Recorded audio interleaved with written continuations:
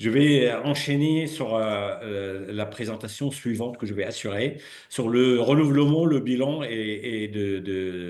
d'Epiphare. Je vais partager et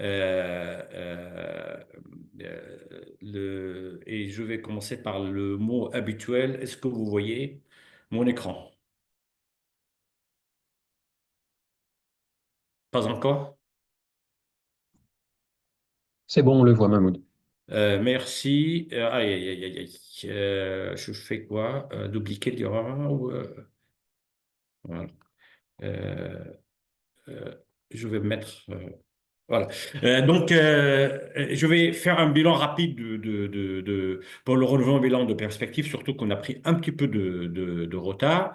Juste pour vous dire, et vous connaissez certainement, voilà, qu'est-ce que c'est la pharmacopépidémiologie? C'est tout ce qui est post-autorisation sur le marché et que pour surveiller le produit de santé, sur l'usage, l'efficacité et le risque, il y a la pharmacovigilance surtout pour le risque et la pharmacopépidémiologie pour l'ensemble de ça. C'est très important parce que les essais cliniques sont faits dans des conditions strictes et expérimentales qui sont très très loin de conditions réelles d'utilisation. Je ne vais pas détailler la chance qu'on a pour avoir le système national de données de santé, surtout qu'actuellement, il y a les causes médicales de décès jusqu'à 2022. Donc, par contre, il faut souligner que c'est un système au niveau de santé très compliqué parce que il était monté à visée de remboursement et pas à visée de faire des études. Et malgré cela, ces données sont d'une richesse extrême qui permet à Epiphare de réaliser des études sur la sécurité sanitaire et Epiphare, comme toutes les agences sanitaires, comme pour actuellement les chercheurs, comme aussi pour les autres acteurs que ce soit privés ou publics, ils ont accès à ces données-là et Epiphare, il a un accès direct et permanent via la NSM et de l'ACNAM. Juste une historique, hein, donc j'ai parlé qu'après le Mediator, la NSM a monté le pôle d'épidémiologie de produits de santé, l'assurance maladie, le département d'études en santé publique en 2011-2012 et qu'en fin 2018, le 12 équipes ont fusionné pour donner naissance à Epiphare en termes de groupement d'intérêt scientifique. C'est une équipe d'une trentaine de personnes contractuelles de la CNAM et de la NSM avec des épidémiologistes, des cliniciens, des statisticiens et data management, mais aussi une vingtaine de personnes, de doctorants, des post-doctorants et des chercheurs ou des cliniciens en mobilité au sein de l'équipe. La mission principale est la surveillance de produits de santé avec l'approche de pharmacoépidémiologie et on bénéficie ce qu'on appelle chez nous de crédits d'intervention, c'est des crédits de recherche pour soutenir des études que la NSM et la CNAM ont besoin, et aussi pour diffuser l'approche de la pharmacopépidémiologie en France. Il y a une gouvernance institutionnelle par la NSM et la CNAM, scientifique, donc le conseil scientifique d'Epiphare, avec 8 personnalités de premier plan présidées par le professeur Bernard Bigot, qui veille sur la stratégie et sur la cohérence des travaux, le programme de travail d'Epiphare. Donc, c'est l'objectif principal d'Epiphare, c'est la surveillance de produits de santé pour aide à la décision publique. Le programme de travail d'Epiphare, c'est 3 axes majeurs. Le premier, c'est faire des études, cette fois-ci de proactif par rapport à ce qui se passait il y a 20 d'années. On parlait d'anticipation tout à l'heure, avec 3 approches complémentaires avec une priorité pour le médicament d'exposition importante. Je vais vous présenter par exemple des exemples. Voilà, des médicaments nouveaux, innovation thérapeutique et dispositifs médicaux implantables. Il y a une approche par population spécifique. La directrice générale de l'ANSEM a parlé des enfants, des personnes âgées et les femmes enceintes et notre rôle aussi des développements d'outils pour être plus efficace, plus efficient dans la surveillance de produits de santé. Il y a une particularité d'Epiphare, mais c'était bien avant aussi avec la CNAM et la NSM, c'est réponse à des alertes de crise. Et donc, je vais vous donner quelques exemples rapides. Et il y a un axe sur l'étude d'impact sur les décisions. Est-ce que les décisions sont prises par les autorités sanitaires, par la NSM et la CNAM, en impact, ou ils servent à quelque chose? Et vous allez voir au long de la journée que la réponse est positive. Quelques réalisations majeures, hein, donc contraception orale combinée. Vous vous souvenez, la crise de contraception orale combinée, et que finalement, quand je parle d'impact, c'est pas seulement l'étude, hein, c'est les études et surtout les actions qui ont suivi ces études par les autorités sanitaires.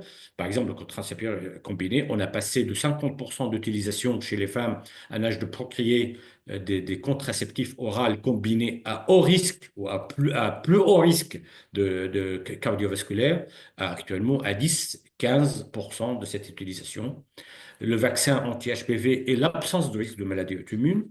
Un programme détaillé sur les dépakines, acide valproïque et risque de malformation congénitale et troubles de neurodéveloppement, et que l'exposition suite aux actions des autorités sanitaires, l'exposition aux dépakines pendant la grossesse a baissé de 1000 personnes, de 1000 femmes à 200 femmes, et à moins autour de 100 grossesses qui arrivent à terme.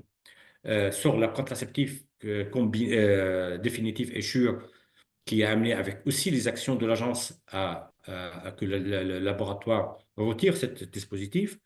Tout un programme sur le progestatif et que nous aurons une présentation détaillée tout à l'heure par le professeur Frolich et le docteur Alain Veil, directeur adjoint des PFAR.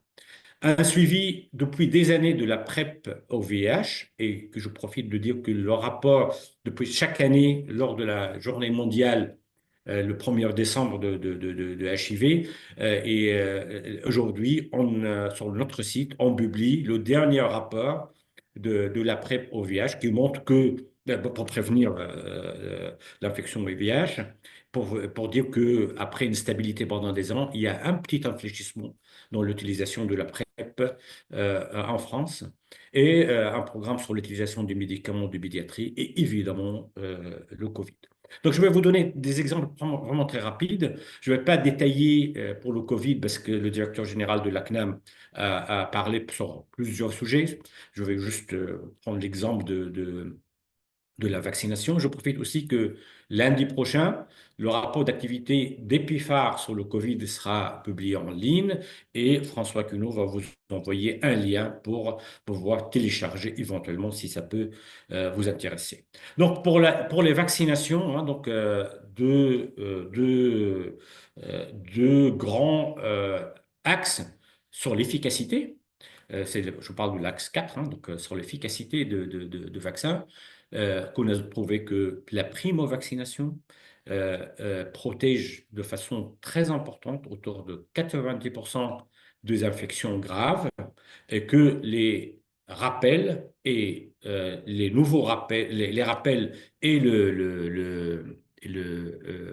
vis-à-vis des variants qui sont arrivés depuis, ils ont une efficacité bien moindre, et que cette efficacité diminue fortement dans le temps. Sur la sécurité de vaccination, il y a plusieurs travaux. Nous n'avons pas montré de relation entre le vaccin ARN messager avec les événements cardiovasculaires comme l'infarctus du myocarde, comme l'accident vasculaire cérébral, comme l'embolie pulmonaire. Par contre, nous avons pu montrer qu'il y a un risque accru de myocardie, qui est inflammation de muscles cardiaques. C'est dans la semaine qui suivent la vaccination, qui se limite à une semaine chez les jeunes, hommes et femmes, et surtout après la première dose, et surtout après la vaccination par Moderna. Cet risque ne se limite pas aux primo-vaccinations, mais continue avec le rappel, et que finalement, pour réduire le risque, on a observé que pour la primo-vaccination, il faut mieux au moins un mois entre deux vaccinations, ce qui va servir pour le développement futur de ces vaccins dans d'autres indications, et que le délai entre deux doses de rappel, il faut mieux que ce soit 6 mois et plus, et pas avant. Et on a aussi observé que le pronostic à court terme et à long terme est plus favorable par rapport au myocardite d'autres causes. Il y a, donc j'ai parlé des médicaments largement utilisés. Il y a tout un programme sur l'utilisation de inhibiteurs de la pompe à protons et IPP, où les premiers travaux ont montré qu'un Français sur quatre utilise les IPP euh, une année donnée, ce qui est énorme, hein, 15 millions, 16 millions de personnes adultes, et qu'on a fait une étude chez les enfants, chez les bébés, parce que comme vous savez, les EPP sont utilisés aussi pour le reflux gastrique, que ce soit pathologique ou physiologique, et on voit que le pourcentage de l'utilisation des PP chez les bébés voilà, a augmenté dans le temps, qui passe de 6,1 jusqu'à presque 10% sur les années récentes. Mais aussi, nous avons pu observer que cette utilisation des PP chez les enfants était associée à une augmentation de risque d'infection grave, que ce soit bactérienne ou virale. Tout un programme aussi sur le biosimilaire qui, évidemment, leur usage se généralise. Donc, on a montré que c'est le cas et que on a pris l'exemple des anti-TNF, hein, de alpha, et qu'on a vu que leur usage augmente de façon un petit peu différentielle selon les spécialités. C'est beaucoup plus utilisé en rhumato que par rapport en dermato. Et qu'on a montré aussi que les biosimilaires sont aussi efficaces que le produit originaux et que nous n'avons pas identifié de risque de sécurité associé à l'exposition de biosimilaires. Et bientôt, il y aura un papier sur le biosimilaire chez les enfants avec le TNF-alpha, surtout dans la maladie de Crohn, qui aussi montre qu'il n'y a pas de problème de sécurité et qu'ils ont la même, si j'ose dire, la même équivalence par rapport aux produits originaux. Pour l'actualité, l'Oberfortus, qui est un anticorps monoclonal qui est arrivé très récemment pour prévenir la bronchiolite AVRS chez les bébés, et chez les nourrissons, et qui est une étude à partir de SNDS. Nous avons pu montrer que l'efficacité il est de l'ordre de 65%, qui est énorme, très important, et que finalement, grâce à la campagne vaccinale qui a été conduite par les autorités sanitaires, on a pu éviter une estimation, mais basée sur des observations robustes, 21 d'hospitalisation, et que pour éviter une hospitalisation, il faut immuniser 67%. Les résultats seront publiés très prochainement. Et dernier, alors, quel bilan on peut avoir de ces travaux et ces rapports? Selon la période, donc depuis 2019 jusqu'à il y a un mois, 2 mois, le EPIFAR a publié 54 rapports. Il a publié 136 publications scientifiques et que parmi les 136 publications, il y a une soixantaine d'articles dans la revue de A à A+. Ça fait 10 articles de A à A+ par année. On a en moyenne un article A+ par an. Et il y a, parmi les 136, il y a plus que la moitié qui sont publiés avec un impact facteur de plus de 10. Tous les articles et tous les rapports sont disponibles en open access sur le site d'Epifar, www.epifar.fr, et vous aurez tous ces articles-là un accès libre. Mais aussi, Epifar, il y a un partenariat académique, j'ai parlé de crédit d'intervention, parce que une volonté de travailler avec des équipes de recherche pour renforcer l'expertise publique qui est indépendante. Donc, on finance et un accueil des doctorants, postdoctorants et des chercheurs, mais de projets aussi ponctuels qui répondent à des interrogations par la NSM et par la CNAM. Mais on a des partenariats structurants et intéressants sur le long terme. C'est avec le centre de partenaires DRUGSFR, avec l'équipe d'avenir Impulse de Lyon et le consortium Bégaz sur le antalgique. Ces partenariats sont essentiels pour nous pour continuer à surveiller le produit de santé dans le domaine où Epifar, il peut ne pas avoir ni le moyen ni les compétences pour le faire. Et ces partenariats, pas seulement avec le CNDS, elles peuvent être d'autres sources de données. On a parlé de l'importance d'un entrepôt de données hospitalier. Et les partenariats, ça veut dire financer un projet ou une structure partenaire, il y a un avis préalable du conseil scientifique d'EPIFAR, et comme je vous ai dit, avec un budget annuel autour de 2 millions et demi. Alors, quelle perspective pour EPIFAR dans les 3 années qui viennent? Nous allons évidemment continuer les travaux sur les thématiques avec le programme de travail, mais on va juste vous souligner 4 thématiques d'intérêt majeur. Le premier, c'est l'usage et des mésusages pardon, de produits de santé, et qu'on essaye de cartographier cette utilisation de façon, entre guillemets, industrielle par le développement des méthodes automatisées et standardisées. Donc, si on prend des produits de santé, n'importe quel produit, j'espère, on va pouvoir fournir un rapport d'utilisation à l'espace de 24 heures avec beaucoup, beaucoup de détails qui va d'une dizaine de pages à une centaine de pages.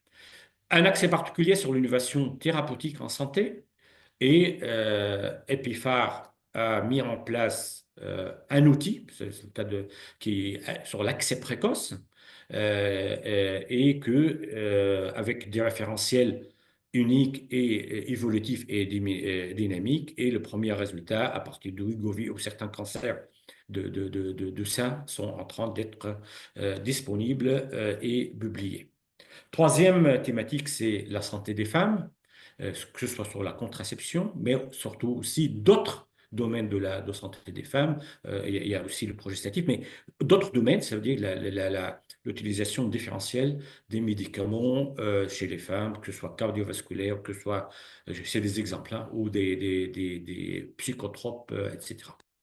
Il y a un outil important et majeur, c'est le registre, qui concerne les femmes enceintes, nouveau-nés et les enfants, avec le registre qui s'appelle EPIMER, qui regroupe 12 millions de grossesses depuis 2010, et que ce registre, il a vocation à s'enrichir chaque année par les grossesses et par le suivi des enfants, avec tout un programme de travail sur l'utilisation des médicaments pendant la grossesse et sur le risque éventuel de certains médicaments. Alors, avant de conclure, je profite de cette tribune que je me suis offerte pour parler d'un point très, très, très important, euh, et que ça ne concerne pas que la pharmacopépidémiologie, mais concerne plus largement, voilà. On a la chance, encore une fois, qu'on a un trésor immortel de données sur 66 millions de personnes, avec un suivi de la naissance jusqu'à la mort, avec des données extrêmement riches, et qu'ils ont fait leur preuve, le frappe de concept, et que maintenant, si j'ose dire, j'aime pas cette phrase, mais le monde entier nous envie, et que on arrive, que la France était en avance avec cette base de données de 66 millions. Évidemment, le pays nordique n'ont pas cette capacité parce que si on prend l'ensemble de nos nordiques, ils n'arrivent pas à cette capacité-là. Et en plus, encore une fois, mais comme vous le savez, il y a beaucoup de données qui peuvent être importantes et manquantes, les données comme le SNDS. Et, une base de données de cette nature qui est d'intérêt national majeur qui ne sera pas enrichi par des données nécessaires pour surveiller la population et pour surveiller, entre autres, l'utilisation de médicaments, mais surtout en épidémiologie, de santé publique, économie de la santé, surveillance, recherche clinique, etc., que c'est une base de données qui ne tient pas des informations importantes qui sont des déterminants majeurs de santé, comme le tabac, comme l'alcool, comme les catégories socio-professionnelles, comme le poids. C'est dommage qu'ils perdent entre guillemets, de compétitivité. Que les données biologiques qui sont nécessaires pour surveiller des pathologies importantes, comme l'insuffisance rénale chronique, comme le diabète, comme d'autres pathologies, comme tout ce qui est hépatique, etc., etc., que dommage qu'ils ne seront pas chaînés avec les données de santé. Que finalement, l'avance majeure que la France avait avec cette base de données, dans quelques années, on va le perdre totalement s'il n'y a pas d'enrichissement de données. Et dans 20 ans, on va même pas perdre, les données de la synthèse deviennent un musée au lieu de devenir comme un phare dans la réalisation d'études qui sont nécessaires et que le monde entier aussi peut bénéficier. Donc, c'est un point, un cri d'alarme que je voulais partager avec vous. Et je voudrais juste conclure que Epiphare, c'est une structure inédite dans le paysage en France et en Europe, une expertise en épidémiologie, biostat et data management, une expérience unique entre la NSM et les CNAM avec une mixité qui permet une synergie de compétences, de réalisations majeures au niveau scientifique et un impact sanitaire et économique. Donc, lundi prochain, il y aura deux rapports qui seront mis en ligne sur le site d'Epiphare. Un rapport sur le rapport d'activité générale d'Epiphare avec les perspectives que vous allez voir, y compris de manière comment on est organisé, comment les travaux sont faits et le bilan, et un rapport dont j'ai évoqué sur l'activité de rapport d'activité sur le Covid, où il y a eu au moins 35 études avec une trentaine de populations scientifiques. Je suis désolé, j'étais un petit peu long.